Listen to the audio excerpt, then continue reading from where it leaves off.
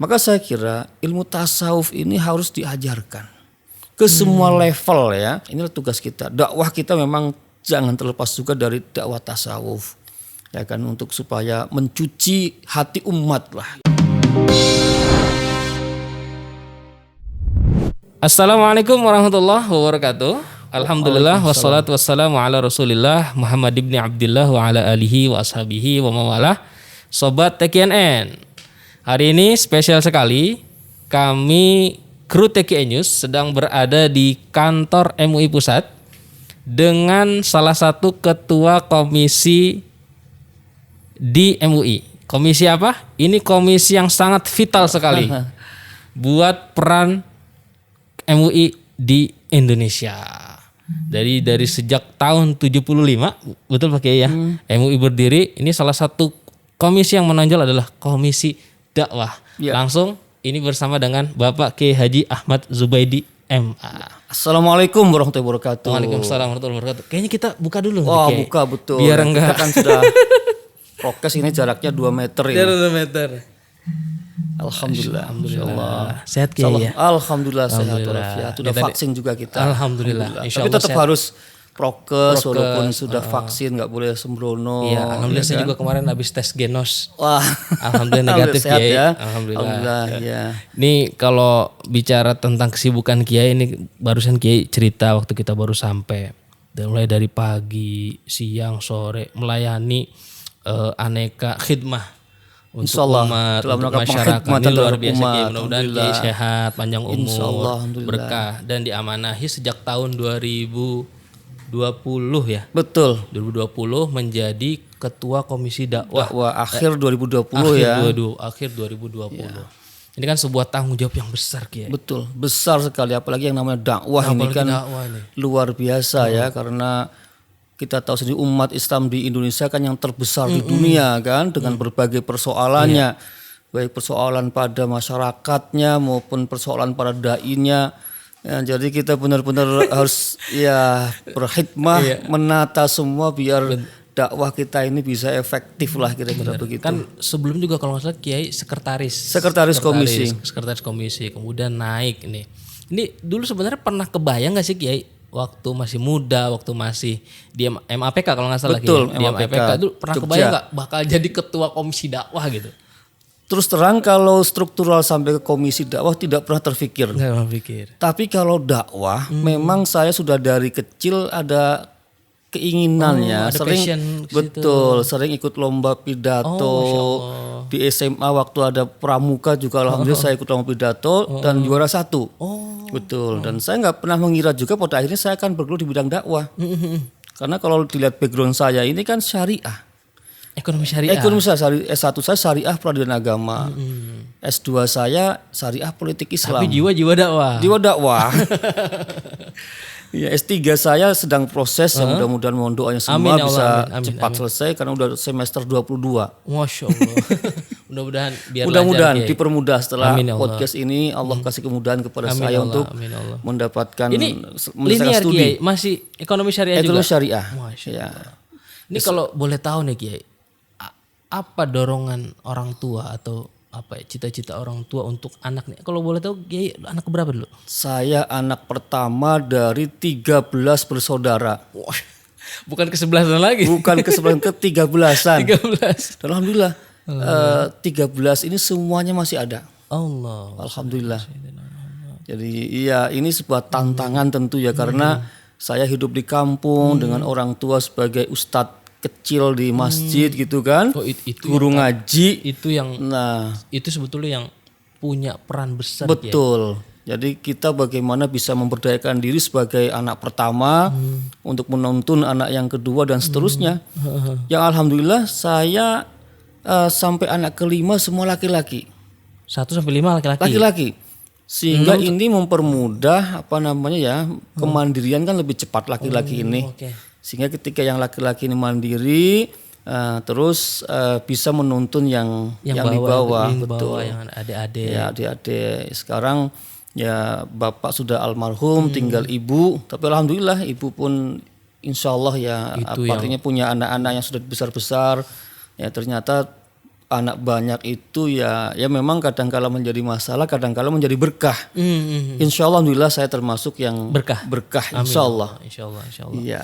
Berarti anak yang paling kecil usia berapa tuh Kiai? Sekarang masih baru tamat SMA, baru kuliah. Baru kuliah. Baru kuliah. Betul. Masih ada 2 yang kuliah. Masih ada 2 yang kuliah. Mudah-mudahan biar lancar. Insya Allah, mudah-mudahan Allah kasih kemudahan. Itu dari 13 itu berapa orang tuh Kiai yang masuk ke dunia dakwah tuh? Yang masuk ke dunia dakwah atau agama hanya saya. Dari 13 itu? Dari 13 itu. Yang lain adik saya hukum. Beliau di sebuah perusahaan ya yang ada namanya itu yang saya sebutkan. Yang lain juga ada yang di insinyur pembangunan ya. Profesional semua. Hanya saya yang betul. Saya mengikuti jejak almarhum bapak saya yang memang beliau ini ya kata orang kampung kiai kampung lah kira-kira begitu.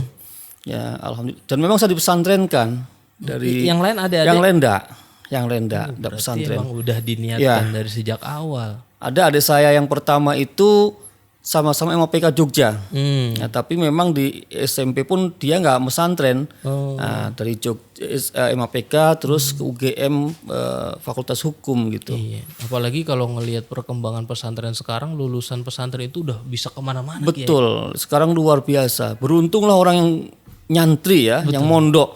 Karena mondok sekarang bukan seperti zaman dulu hanya menguasai ilmu agama dan nggak punya ijazah formal ya. Sekarang udah ada ijazah formalnya, ilmu yang dikembangkan pun sangat variatif ya. Alumni pesantren bisa ke syariah, bisa ke dakwah, bahkan bisa ke kedokteran. Iya, betul Kiai. Ya, bahkan sekarang di Fakultas Kedokteran banyak menjaring santri-santri. Bahkan dunia militer juga mulai melirik. Militer, kepolisian, melihat carut marutnya bangsa kita ini terus kepikir nih kalau prajuritnya dari santri insya Allah bagus kan gitu. Ya mudah-mudahan. Aset Kiai ya. Aset luar biasa. Kalau bicara tentang dakwah nih Kiai, sebetulnya kaderisasi dakwah itu yang ideal itu gimana Kiai? Kiai ngelihat nih ideal. Kan ada juga orang tiba-tiba misalnya nggak pernah pesantren, kemudian ikut pesantren kilat atau apa itu terjun tentu gitu. Yang ideal ini dakwah ya dilakukan oleh orang-orang yang terkader dari sejak kecil ya. Paling nggak dari usia SMP dia sudah pesantren, ya SMA dan seterusnya. Karena proses ilmu agama ini kan nggak bisa instan. Betul. Coba orang belajar bahasa Arab, emang bisa 1 tahun langsung bisa semua kan nggak bisa. Bahasa Inggris pun sama kan, yang namanya bahasa kan nggak bisa instan. Walaupun mungkin ada kursus tertentu yang katanya instan, tapi beda penjiwaan, penghayatannya beda gitu. Makanya kalau seseorang dari tempat ilmu agama dari kecil, saya kira pengetahuan agama jadi komprehensif ya, dan dia punya pemahaman yang insya Allah benar lah ya antar semangat keagamaan dan ilmunya nggak timpang. Nah, kalau orang yang belajar agamanya kurang biasanya kan semangatnya tinggi tapi dengan ilmu yang kurang menjadi timpang gitu. Sebenarnya justru yang seperti itu menimbulkan riak-riak di masyarakat. Ini yang seringkali orang bisa membedakan mana hanya semangat saja dan mana yang memang harus semangat dan ditopang oleh keilmuan. Ini kan beda. Ya kalau semangat kan orang pasti semua cinta Islam lah ya. Apapun tentang Islam semua cinta dan saya yakin rela berjihad demi Islam gitu kan. Cuma kan semua itu ada ada proses keilmuan ya, kemudian ibarat radio volumenya seperti apa itu kan ada. Ada settingannya. Ada settingannya gitu. Tidak semuanya settingannya full volume semua kan gitu. Nah ini yang tentu pentingnya semangat keagamaan yang ditopang oleh ilmu. Nah kalau para pendai kita didasari oleh itu ya, ilmunya ada, semangatnya ada, saya kira ajaran agama yang disebarkan ke masyarakat adalah yang komprehensif, bukan sepotong-potong. Jadi gitu Kiai ngelihat banyak dai-dai yang tumbuh gitu di tengah media digital, itu yang keilmuannya bisa dibilang belum matang ya Mas. Banyak seperti itu. Apalagi kalau yang tumbuhnya itu karena tuntutan industri ya, mengejar rating, maka biasanya yang muncul hanya apa yang disenangi oleh pemirsa, ya, bukan bagaimana memberikan pendidikan dakwah yang benar ya, yang mengutamakan keilmuan. Ya saya sih tidak sepenuhnya menyalahkan ya, karena memang dakwah itu juga nggak mungkin kita melulu konten kan. Karena kita tahu bahwa kadang-kadang metode itu jauh lebih penting dari kontennya itu sendiri. Nah, itu dia kaidahnya kan. Tetapi juga tidak boleh hanya mengutamakan thoriqoh tanpa ada maddah kan gitu. Jadi ini bagaimana kita kombinasikan.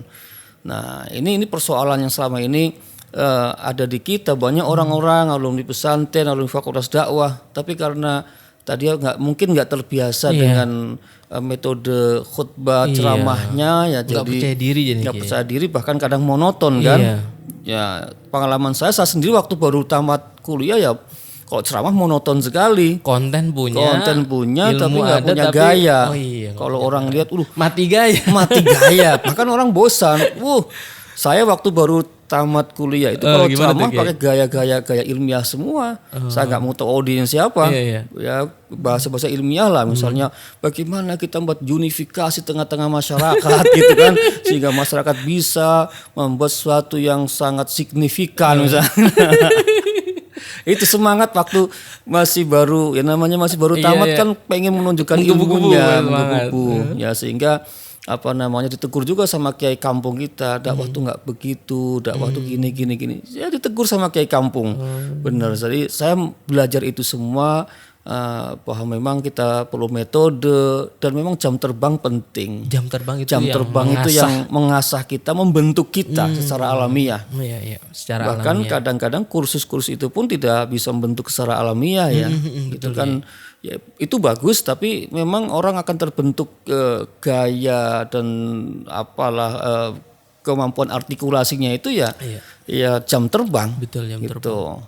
Ini kalau ngelihat jam terbang ini, terkadang kita melihat anak-anak muda ini, kiai ngelihat mereka ini punya ruang nggak untuk dikasih kesempatan tampil. Terkadang kan ada juga yang ini jangan muncul dulu nih, ini masih yang kita nih yang senior nih. Kiai ngeliat gimana nih? Saya kira anak-anak muda kita ini asal dalam bimbingan, ya itu penting sekali, karena justru ada yang namanya komunikasi kalau di antara mereka sendiri itu akan efektif, ya kan? Peer to peer di antara kalangan remaja ya, di kalangan mereka sendiri ada selalu leadernya gitu, itu efektif untuk dakwah. Nah, tapi bagaimana membuat leader-leader ini mau bergerak dan mereka punya misi, dia ngerti apa yang diperjuangkan gitu. Nah, ini bagus umpamanya nih terkait narkoba dan sebagainya. Kalau ada orang sebaya yang bisa menjelaskan tentang bahaya narkoba, melakukan pencegahan, ya langsung terlibat, itu sangat efektif. Iya, betul, ya. Dibandingkan kita orang tua melalui khutbah ceramah itu nggak didengar sama anak muda. Apalagi zaman sekarang, zaman milenial kan, mereka sudah sangat mementingkan hal-hal yang mandiri dan juga sudah nggak mempan lagi kalau hanya diceramain, gitu. Terjadi dinamis luar biasa. Anak muda kita kan sekarang lebih suka nonton gadget, ya kan, lebih senang apa yang tadi saya disampaikan juga, lebih senang yang didengarkan misalnya ya. Di mana-mana kita lihat anak muda tuh kupingnya di sumpel ya, kayaknya nggak mau silent, nggak mau diem ya. Betul. Harus ada media yang dikonsumsi. Saya ngeri sampai nyebrang jalan pun masih pakai itu gitu loh. Bahkan beberapa kali kan ada kasus kejadian kecelakaan gara-gara terlalu fokus terhadap gadget maupun kuping yang disumbat dengan earphone itu kan. Nah ini bagi kita pendai tentu harus sensitif dengan itu semua. Sehingga bisa menyajikan konten dakwah yang menarik buat mereka dan mau didengarkan oleh mereka gitu. Ya, poinnya ini kita dakwah sesuai dengan segmennya. Betul, segmennya. Kan Nabi sudah katakan dakwahi orang itu sesuai dengan kemampuan berpikirnya, kan begitu. Betul, ya. Betul. Dan memang kalau melihat proses kaderisasi yang ada, memang banyak kan otodidak ya. Betul. Ya kalau kita lihat yang banyak tampil memang kebanyakan prosesnya otodidak ataupun melalui yang belakangan sangat menonjol di TV-TV ada penggodokan dai audisi apa itu menonjol, dan ya memang ada sebagian yang backgroundnya memang cukup bagus, tapi ada sebagian backgroundnya hanya ada kemampuan berceramah ya. Nah ini memang yang perlu kita nggak usah matikan itu. Ya kita bina, kita bimbing, kita manfaatkan juga ya, apalagi kalau mereka remaja biar bisa menyampaikan konten-konten keremajaan sesuai dengan bahasanya. Ya, sehingga ya mudah-mudahan kalangan milenial bisa menerima ya. Ya. Ini yang terpenting lagi. Ya, jadi saya pikir memang kreativitas di bidang dakwah harus ada. Kreativitas. Harus ada. Karena kalau tidak ya tadi ya masyarakat atau kalangan milenial ini akan kehilangan sumber konten dakwah. Yang pada akhirnya mereka membabi buta apapun yang ada di medsos sebagai sumber. Nah, ini kan banyak di antaranya yang tidak bisa dipertanggungjawabkan. Ya, kalau ukuran keilmuannya nggak bersanad lah kira-kira gitu kan. Nggak ada gurunya, nggak ada ustadznya gitu kan, sesuai selera gitu kan, apapun yang menarik hati dia ikuti. Apapun yang disajikan artificial intelligence. Itu dia. Sekarang artificial intelligence luar biasa lagi nih kan, bisa mengalahkan kemampuan kita. Betul-betul disuguhkan Kiai. Betul disuguhkan. Sesuai selera kita buka apa nanti dicari yang kira-kira familiar kan sama itu. Dan sekarang ini memang kita dunia dakwah di Komisi Dakwah juga lagi ini ngebahas tentang artificial intelligence ini dalam konteks peluang apa yang bisa kita masuki kan. Ya, emang luar biasa ini. Ini bukan barang sembarangan. Kita pun belum begitu kenal dengan ini. Di Timur Tengah kalau katanya artificial intelligence sudah digunakan untuk membuat semacam aplikasi fatwa. Jadi kalau umpamanya chatbot kalau nggak salah. Jadi kalau misalnya ada kasus apa tinggal disampaikan di situ, dia akan olah datanya, keluar fatwanya nanti. Sudah nggak perlu lagi komisi fatwa gitu. Jadi oke. Begitu. Jadi kalau begitu konsultan bisa kehilangan bisa pekerjaan. Kehilangan. Sama juga konsultan dakwah ya, konsultan keluarga bisa kehilangan pekerjaan itu. Karena sudah disetting dalam sebuah aplikasi yang semua data dimasukkan, case by case bisa diterjemahkan oleh big data itu kan. Nah, sehingga nanti ada solusi ceger, solusinya gini. Keluarga saya begini apa solusinya? Kawin lagi misalnya. Masya Allah. Kalau begitu kan repot ini. Tapi itu pendekatan legal formal Kiai. Tapi tetap ada, apalagi masyarakat kita ini kan masyarakat yang religius, yang lebih emosionalnya lebih kuat. Saya kira ada pendekatan hati ini yang tidak ada di mesin. Itu dia. Mesin inilah yang nggak ada transfer ya. Transfer hikmah ya. Hikmah itu nggak bisa tertransfer dari seorang guru kepada murid. Ini bedanya. Makanya kering. Betul Kiai. Situasi spiritualnya akan kering ya, karena orang mendapatkan keilmuan hanya dari benda mati. Benda mati. Lain sekali kalau itu nasihat dari orang tua, nasihat dari seorang guru, itu tergambar bagaimana guru ketika memberikan sebuah nasihat ke kita masih ingat loh. Ingat dan betul-betul menjadi referensi kita kan di hati kita, bahkan karakter gurunya apanya kan membentuk karakter kita juga. Ya kita hikmah betul itu. Hikmah itu yang hilang. Hikmah yang hilang, nggak ada hikmah itu. Ilmu bisa kita transfer knowledge, tapi hikmah itu makanya dakwah yang kering itulah yang kemudian tidak menenteramkan masyarakat. Ya, ilmunya mungkin ada, tapi kebijaksanaannya tidak ada. Gimana? Orang hitam putih, mudah menyalahkan, mudah tersinggung dan sebagainya ya. Emosi, dapat konten hoax tentang sesuatu yang dikiranya sebagai konten keagamaan padahal itu provokasi misalnya, nggak bisa ngebedain gitu. Kehilangan ruh ya, ruh hikmah tadi itu. Sikap bijaksana, sikap dewasa gitu. Karena kalau ngelihat posisi Nabi sebagai role model para ulama ini warasatul anbiya, itu kan mewarisi tugas ulama juga bukan hanya taklim. Betul. Tazkiyah Kiai. Betul. Bagaimana jiwa ini dibersihkan. Tazkiyatun nafas ini harus, karena yang membentuk orang kemudian perilakunya itu ya mohon maaf kalau bahasa kudanya binal dan sebagainya kan karena kekotoran hawa nafsu. Itu tidak ada penundukan terhadap nafsu amarahnya lah kira-kira gitu ya. Dia masih menuruti kemauan nafsu itu dan gak dikendalikan, sehingga ya kita lihat di masyarakat anak muda kita gampang berantem. Ya bahkan nauzubillah ya terhadap orang tua pun berani marahin. Bukan hanya marahin, berapa kasus orang tua dilaporkan ya kan. Ini ruhnya hilang, spiritualismenya hilang, sehingga hitam putih bagaimana kepentingannya bisa terwujud. Jadi ada semacam hedonismenya muncul. Bagaimana saya senang, yang penting gue senang. gue puas gitu kan. Iya. Ya, bagaimana orang lain bodoh amat, yang penting gue senang. Nah, ini budaya kayak gini yang memang sedang merebak ya di masyarakat kita, baik anak muda maupun orang tua sama saja. Ini tugas semua pengemban dakwah, Kiai. Ini tugas dakwah. Ya, bagaimana bisa berdakwah dengan pendekatan hati ya, sehingga apa yang kita sampaikan kepada mad'u kita, kepada objek kita itu betul-betul menghujam dalam hati dan merubah perilaku, bahkan membangun semangat spiritualismenya. Kalau ngelihat lulusan agama setiap tahun Wah, banyak sekali. Berapa SAG banyak ya kan. S2. S3. Ya, ini memang perlu di dunia pendidikan mereka dibekali kemampuan dakwah lah. Ya, dakwah itu jangan sampai kemudian seolah menjadi kaplingnya fakultas dakwah tok.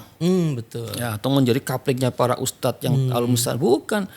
Kita kan wal takum minkum ummatun yad'una ilal khairi ila akhirih itu kan. Sesungguhnya itu untuk menjadi pendai menurut kapasitasnya tentu ya, kapasitasnya kita nggak bilang wajib, tapi menurut kapasitasnya, kemampuan di mana ya. Artinya sesungguhnya kewajiban berdakwah itu merata kepada setiap muslim, menyampaikan kan balighu anni walau ayah kan, ibu kepada anaknya, mendidik, mengasuh. Betul. Orang yang di fakultas syariah pun harus ngerti bagaimana dakwah dan metode dakwah. Di pendidikan jangan sampai di pendidikan saya tarbiyah, jadi saya yang penting bagaimana jadi guru. Ya nggak bisa, guru kan juga pendakwah gitu kan, dengan metode yang dia kuasai. Jadi saya kira dakwah ini memang harus dikuasai oleh setiap muslim ya. Jadi perubahan masyarakat itu merupakan upaya bersama kita semua gitu ya. Kita semua nggak saling lempar. Itu kan tanggung jawab ini guru. Tanggung jawab komisi dakwah. Ini kan komisi dakwah. Ini kan pengurus masjid. Udah semua kita berperan sesuai dengan peran masing-masing, dengan semangat bagaimana kita merubah keadaan yang buruk menjadi baik. Dan itu memang perlu metode. Betul. Tidak membalikkan tangan atau kita pengen yang instan. Ya syukur kalau instan bisa, monggo saja. Tapi kalau nggak bisa instan ya kita harus sabar ya dengan proses kan. Betul. Gitu. Ini kalau ngelihat program MUI ini, saya kan salah satu alumni standarisasi dai MUI angkatan ketiga. Ini sebetulnya waktu itu asal usulnya bisa tercetus itu gimana tuh Kiai? Ya, ini memang menjadi pemikiran kita bagaimana kita bisa menghimpun dai yang sesungguhnya bisa menjadi dai ya, yang bisa bertugas secara efektif gitu. Efektif ya, artinya dia sadar bahwa dirinya dai, tugasnya apa gitu kan, kemampuannya apa. Nah, memang background waktu itu kan banyak lah backgroundnya ya, di antaranya bertebaran dai-dai yang tadi mohon maaf dengan kemampuan yang minim tapi sudah tampil di ruang publik gitu kan. Juga ada dai-dai yang sudah bagus pengetahuannya tetapi dalam penyampaiannya tidak menggunakan metode yang baik, yang santun gitu kan. Pengennya perubahan cepat ya pada hal-hal yang memang nggak mungkin gitu kan, perlu proses. Dan banyak hal lain yang sehingga kita gaduh sekali soal dakwah ini. Ada saling usir dai ya kan. Ya, dai anu ke daerah anu diusir, di sini diusir ya, dihalang-halangi, tergantian. Ini kan nggak positif gitu, nggak sehat.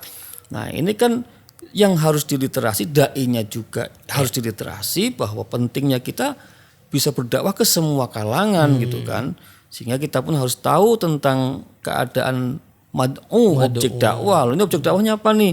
Ya menyesuaikan dong.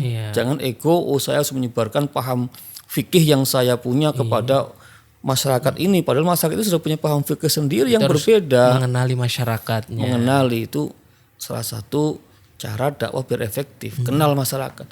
Maka Komisi Dakwah kan dari awal juga pengen mengembangkan semacam peta dakwah. Peta dakwah gimana tuh? Peta dakwah itu satu aplikasi ya, di mana kita mengenalkan kepada dai tentang keadaan suatu daerah terkait mad'unya, ya, terkait aliran keagamaannya, ya terkait misalnya karakteristik masyarakatnya, penyakit masyarakatnya apa, konflik yang pernah terjadi apa di situ. Jangan sampai dai datang ke situ membangkitkan konflik lama. Dia harus screening gitu dulu ya. Screening dulu. Apa ya tahu persis, datang tuh udah tahu saya bawa apa ke sana gitu kan. Bisa konten itu nanti disesuaikan dengan masyarakat situ. Jangan sampai kita ego, mentang-mentang kita punya paham fikih yang menurut kita sendiri paling benar, kemudian kita memaksakan kehendak di daerah yang berbeda. Itu kan yang sering kali menjadi ada penolakan ini dan ini itu kalau kan. ngelihat di Indonesia ini kan mayoritas itu Ahlus Sunnah wal Jamaah secara akidah Asy'ari Maturidi, secara fikih juga mazhab kita Syafi'i, tasawuf juga Imam Junaid al-Baghdadi, Imam Ghazali. Ini dalam perspektif moderasi Islam, dakwah MUI untuk menjaga keharmonisan paham keagamaan tadi, akidah, kemudian fikih, tasawuf, ini gimana Kiai?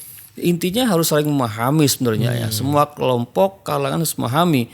Kita kan betapa mengatakan Ahlus Sunnah wal Jamaah itu kan tafsirnya beda-beda ya kan. Katakanlah Ahlus Sunnah wal Jamaah An-Nahdiyah misalnya, Al-Muhammadiyah, macam-macam lah ya. Semua kan klaim itu. Ini yang harus mampu mengkompromikan dalam arti kompromi artinya dalam konteks muamalahnya ya. Menghormatilah bahwa ada titik perbedaan. Titik utamanya di akidah kan sama ya, tapi pada hal tertentu kan ada perbedaan. Nah ini yang harus mampu pada rincian furu'iyahnya ini harus dipahami. Ini memang ada wajar perbedaan gitu kan, dan masing-masing pihak jangan merasa ini hal yang paling pokok yang nggak bisa dikompromikan ya, jangan. Ya kita kan sering menyaksikan lah ulama-ulama besar justru yang misalnya kita pernah lihat Sudais imam besar Masjid Haram kan, kalau di sana kan jadi imam nggak pakai bismillah, ketika di masjid Istiqlal kan pakai bismillah. Itu kan kearifan untuk adaptasi gitu kan, dan saya yakin itu bukan karena sekedar menyenangkan publik Indonesia, tapi memang itu didasari ilmu yang beliau miliki gitu ya. Jadi kembali lagi dai itu perlu ilmu sekaligus kearifan yang diperoleh dari proses tazkiyatun nafs itu. Betul tadi, orang kalau tazkiyatun nafs saya kira apa yang dia inginkan adalah kebaikan. Baik pada diri sendiri maupun kepada orang lain. Ya, kita menghendaki kebaikan, bukan sesuatu yang gaduh, sesuatu yang menimbulkan emosi ya. Ya kita baiklah untuk amar ma'ruf nahi munkar, ada keinginan itu ya, tapi bagaimana ini berjalan dengan baik. Tidak ada konflik di tengah-tengah masyarakat, karena bagaimanapun kita kan pada masyarakat yang sama-sama muslim gitu loh. Jangan sampai semangat amar ma'ruf nahi munkar ini, apalagi pada nahi mungkarnya yang kadang-kadang sering terjadi perbedaan persepsi antara satu pihak dengan yang lain. Yang satu mengatakan itu masih ruang toleransi, satu mengatakan sudah di luar sudah itu. Ini yang perlu dibahasakan secara baik sehingga tidak terjadi clash antara aktivis dakwah. Maka Komisi Dakwah memang di sini ingin mengharapkan semua aktivis dakwah itu harus ada tansiku harokatid dakwah. Jadi ada koordinasi. Saling pemahaman, jangan ego gitu kan. Nah itu kalau itu ada, saya kira insya Allah lah dakwah ini berjalan lancar, baik. Kita mendengarkan ceramah siapapun enjoy saja, tidak menstigma si anu begini, si anu enggak, saya kira. Ya kan sekarang kan ada stigma kan, si ceramahnya pasti begini nih kan gitu kan. Nah ini kita bagaimana stigma ini nggak ada, semua orang bisa terima gitu. Taruhlah dai Muhammadiyah bisa diterima di NU, dai NU bisa diterima di Muhammadiyah, kan indah sekali. Atau di kelompok Islam yang lainnya. Masya Allah, kalau itu bisa terbangun, waduh indahnya dakwah ini. Dan memang modal yang paling utama itu betul kata Kiai itu tazkiyatun nafs. Tazkiyatun nafs, insya Allah. Dan kalau melihat salah satu produk dari lembaga dakwah MUI itu kalau nggak salah itu ada pedoman dakwah Kiai ya. Kita punya pedoman dakwah, betul. Itulah yang harus diikuti oleh para dai. Ada rambu-rambunya lah. Ya, mana yang offside dan mana yang tidak gitu. Ya kita ingin ngegolin bola, kalau bola kan harus ya. Tapi kalau nendangnya kekerasan terus kan nggak pernah masuk, offside terus gitu loh. Out terus. Ya out ya offside ya apa nggak sampai tujuan. Niatnya saya yakin baik. Nggak ada yang buruk, pengen dakwah dengan baik ya kan. Tapi kalau tadi nggak penempatan ya, semua dengan suara yang keras dalam arti membangkitkan emosi tidak pada tempatnya kan juga. Ya nanti bisa kena kartu merah gitu. Nah itu dia, itu yang penting itu. Ini kalau ngelihat tantangan dakwah di Indonesia nih khususnya di Kiai, apa nih tantangan atau 3 besar nih tantangan yang kita hadapi? Ya jelas kita tantangan di Indonesia ini kan dari mulai tadi dai terhadap kaum milenial ya. Ini kan belum banyak kesentuh nih ya. Belum ya. Jadi kaum padahal mayoritas tuh Kiai. Mayoritas ya sekarang ini. Sensus kemarin ini kan Indonesia sesungguhnya mendapatkan bonus demografi. Betul. Ya, bonus demografi itu artinya kalangan muda yang produktif lebih besar dibandingkan dengan kalangan yang sudah tidak produktif kan. Nah ini sebenarnya potensi sekali. Tapi kalau bonus demografi ini nggak dimanfaatkan dengan baik ya, kalangan muda terabaikan ya, bahkan cenderung nanti kemasukan ya ideologi dan paham-paham yang nggak sesuai dengan dinamika sosial dan budaya kita. politik Indonesia. Nah, ini yang berbahaya ya, karena perubahan seperti ini bisa menjadikan situasi yang menegangkan di bangsa kita inilah. Orang nggak tahu sejarah Indonesia misalnya, atau datang ke Indonesia membawa ideologi sendiri dengan semangat keagamaan misalnya. Padahal NKRI Pancasila ini hasil rumusan setelah melalui diskusi panjang gitu kan. Ini mau balik lagi dari awal. Betul. Dari hasil jalan tengah kan, diskusi panjang itu dan sudah dipraktekkan 75 tahun lebih alhamdulillah kan, artinya bisa berjalan dengan baik ya. Ada kekurangan satu ini ya pasti ada proses, lah ya proses. Nah, tinggal bagaimana kita menyempurnakan itu sebenarnya. Jangan dibalik lagi dari awal lagi, starting lagi. Wah ini yang repot. Mungkin disebutnya final. Kita nggak selesai, balik lagi ini lagi itu habis lagi. Energi kita Padahal kita masih punya banyak PR terkait pendidikan kita, ekonomi kita. Betul, ini kan penting sekali nih. Gimana umat bicara pendidikan yang maju, bicara ekonomi yang maju. Ini yang penting sebenarnya. Jadi menyelesaikan konflik internal. Betul, internal juga konflik, bagaimana kita membangun kebersamaan gitu loh. Ini seringkali kita lebih besar membangun konflik-konflik internal itu. Ya, politik it's okay, tapi ya jangan sampai 80% hidup kita jajah oleh politik sehingga warna-warna keagamaan kita pun sangat politik banget gitu loh. Pendapat pun sesuai dengan pesan politik. Terklaster gitu. Kiai. Ini kalau orang ini langsung kelompok ini. Iya betul. Udah ketahuan. Oh ini ngomongnya begini pasti sana. Ini udah masih terpengaruh pilpres nih kan begitu. Jadi begitu. Sekarang tuh seperti itu. Jadi orang ini luar biasa sebenarnya. Orang bisa bicara sesuai dengan gelombangnya masing-masing. Ada klasternya. Pengaruh media ini luar biasa Kiai. Betul. Bisa membuat orang terkotak-kotak, terpecah belah, gampang emosi, gampang tersulut. Ya inilah yang tazkiyatun nafas tadi itu perlu dilakukan dengan baik ya, supaya kita bisa dewasa, bisa selalu klarifikasi terhadap info yang kita terima ya, nggak tersulut emosi langsung pengen sebarkan info yang belum terkonfirmasi kebenarannya ya. Nah, itu kan tingkat keemosional kita sebenarnya. Ya kan, kalau emosional kita udah bagus karena tazkiyatun nafas tadi itu, saya kira akal kita bisa paham, oh ini nggak rasional nih, ini rasional nih, bisa kebaca kok, gitu kan. Fanatisme buta itu harus. Kenapa itu tadi? Karena semangat politiknya tinggi, nah, sehingga ketika itu dianggap sebagai hantaman terhadap lawan politik, ini seperti dapat peluru gitu loh, gitu. Ya, ini yang saya pikir perlu kerja kita bersama supaya kita dewasa dan meninggalkan perbedaan-perbedaan atau tadi sekat-sekat yang disebabkan oleh politik. Ya, politik kita pilpres 5 tahunan ya. Mari kita berkompetisi atau apalah untuk menjadikan itu menjelang pilpres, setelah itu sudah kita bersama-sama selesai gitu kan, membangun masyarakat. Ya, kalau memang pemerintah perlu disokong, perlu dinasehati, perlu dikritik ya, semua dengan cara-cara yang baik. Tapi tidak, orientasinya adalah seringkali kita lebih kepada orientasi bagaimana menjatuhkan lawan ya, baik lawan yang sedang berkuasa maupun lawan yang ada di luar kekuasaan. Hawa nafsu. Iya, hawa nafsu itu tadi lagi-lagi. Tazkiyatun nafas, benar itu kuncinya. Maka saya kira ilmu tasawuf ini harus diajarkan ke semua level ya. Tasawuf harus diajarkan semua level. Dengan bahasanya masing-masing ya. Enggak harus kita ngomong anak SD belajar ilmu tasawuf. Wah, maksudnya kita tapi nilai-nilai tasawufnya itu kan ya dari kecil sudah diajari kesabaran, kejujuran, menghormati orang lain, kasih sayang, taqarrub ilallah bagaimana. Itu kan penting.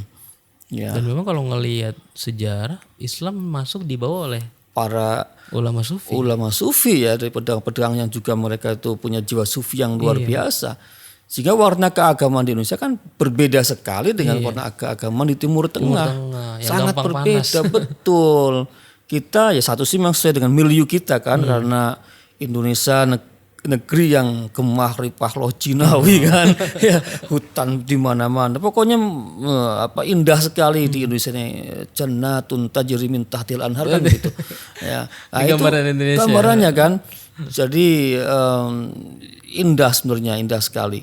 Nah, untuk itu mari yang sudah indah ini, yang kemudian Islam yang telah terbentuk di negara kita sejak zaman awal ya, dakwah Islam itu kita pertahankan, kita jaga, kita rawat gitu. Jangan kemudian dengan ukuran-ukuran kebaruan, seringan gitu membawa kebaruan, modernitas dan sebagainya, atau alasan-alasan purifikasi apa segala macam, kemudian kita membabi buta menghantam tradisi yang sudah bagus. Padahal secara substansi tidak bertentangan dengan Quran ataupun Sunnah gitu loh. Ini cara membendung pemahaman yang nggak sesuai dengan dinamika sosial budaya masyarakat kita gimana nih Kiai? Lagi-lagi ke pemahaman agama. Semakin orang pemahaman agamanya komprehensif, maka dia tidak akan kaku lagi dalam memandang tradisi kan gitu. Terutama tradisi yang memang tidak bertentangan dengan Al-Quran maupun As-Sunnah gitu kan. Tapi ini kan kemampuan menerjemahkan juga. Memang tradisi itu kan ya kalau mau dibentur-bentur ya bentur juga gitu. Tapi kan ada hal dari mana sudut pandangnya kan begitu.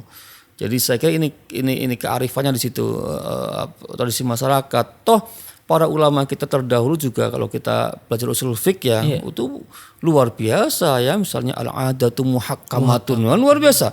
Imam Hanafi ya, as-sabit bilang urfi kasabit bidali syar'i, satu yang ditetapkan oleh uruf, oleh adat istiadat sama kuatnya dengan syara'. Ini terlepas pro kontra kita ya, tapi mereka sampai seperti itu artinya mereka pun orang-orang yang sangat menghargai tradisi. Dan ini mereka hidup nggak lama dari zaman Nabi, paling kan sekitar 200 tahun, 2 abad setelah Nabi kan.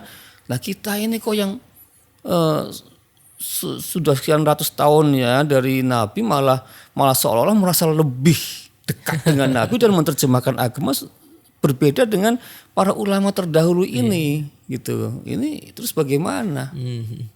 Berarti ormas-ormas selaku selaku tempat wadah masyarakat menyuarakan suara keagamaannya atau mendapatkan pembinaan dari ormas-ormas ini harus diperkuat Kiai. Civil society harus diperkuat. Civil society ini kuncinya ya. Semua punya tugas ya, terutama ormas Islam membangun pemahaman keagamaan yang integratif, komprehensif ya terhadap umatnya, sehingga tidak ada lagi paham Islam yang sepotong-sepotong.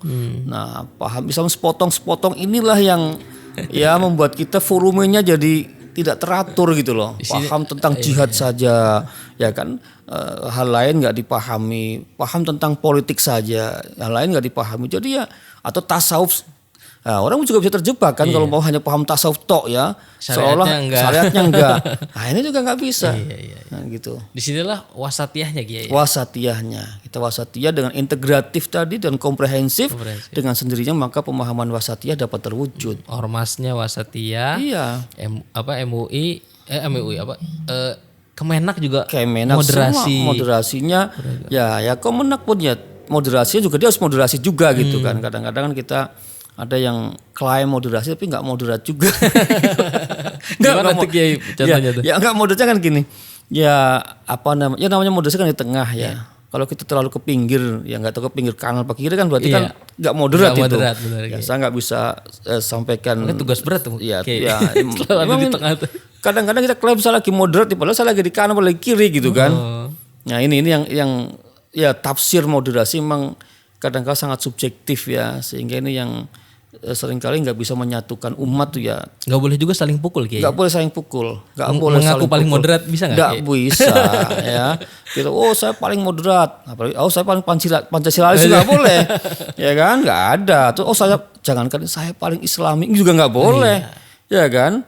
Karena yang bisa tahu paling itu kan hanya Allah yang maha melihat, entah paling takwa, paling apa kan hanya Allah yang lihat. Lagi-lagi jangan lihat orang lain, lihat diri sendiri. Lihat diri sendiri. Banyaklah kita introspeksi. Introspeksi diri. Nah, kemampuan introspeksi lagi-lagi juga dipengaruhi tazkiyatun nafas. Oh benar Kiai. Betul.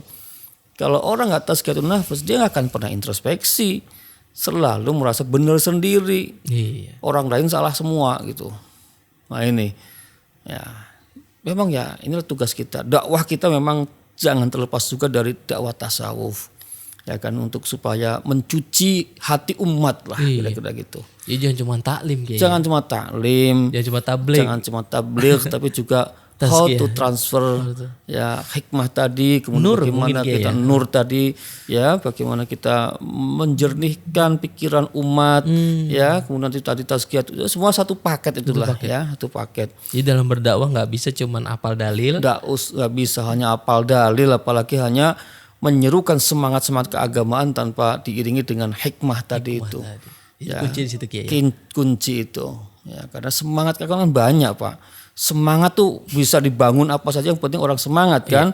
Bagi orang awam kan nggak mau berpikir panjang, yang penting ini membela Islam. Wah, ini cocok ini kan. Ini kalau ini saya masuk surga. Ya, mohon maaf. Ya mereka yang melakukan bom bunuh diri niatnya baik sebenarnya. Betul. Mereka menyangka bahwa itu bagian dari jihad yang mengantarkan mereka pada surga kan. Tapi kan salah itu. Salah. Ya karena jelas itu di samping menzolimi diri sendiri juga menzolimi orang lain. Itu udah pasti salah. Tapi mereka terlepas itu semua mereka merasa benar gitu loh. Nah ini yang lagi-lagi tugas kita. Ya, bagaimana meluruskan pemahaman keagamaan yang benar yang diiringi dengan bagaimana hikmah tadi itu bisa disampaikan dan juga semangat membersihkan hati manusia gitu. Ini luar biasa Kiai menjelaskan. Insyaallah mudah-mudahan. Terima kasih banyak nih Kiai. Sama-sama. Terima kasih sudah menerima podcast tasawuf di Alhamdulillah. MUI. Terima kasih juga telah diberi kesempatan ini ngobrol-ngobrol di podcast ini. Nih, berapa jam kita ngobrol? Udah setengah jam lebih gini Kiai. Masya Allah luar biasa. Mudah-mudahan manfaat. Amin. Doain juga nih kita sedang merintis juga yang tadi Kiai sampaikan bagaimana konten-konten keagamaan yang bisa menyejukkan, mengajak orang untuk tazkiyatun nafs, belajar tasawuf, mengamalkan tasawuf ini bisa lestari. Betul. Ini kayak gini podcast ini kan luar biasa nih. Kalau orang dakwah ceramah di masjid paling berapa orang kan? Sekarang ini kalau subscriber kita udah 25.000 juta. 25.000. Kalau udah juta apalagi kan? Waduh Masya Allah. Itu membangun opini masyarakat ke arah yang benar gampang sekali gitu loh. Mohon doanya Kiai. Jangan sampai potensi yang besar ini dikuasai mereka justru ingin menawarkan konten-konten negatif kan. Kita harus rebut. Ya dan Allah kita fastabiqul khairat, siapapun monggo umat Islam dalam konteks ini, mau ormas ke, mau individu ke. Ya karena kadang-kadang individu pun mampu membangun jaringan, membangun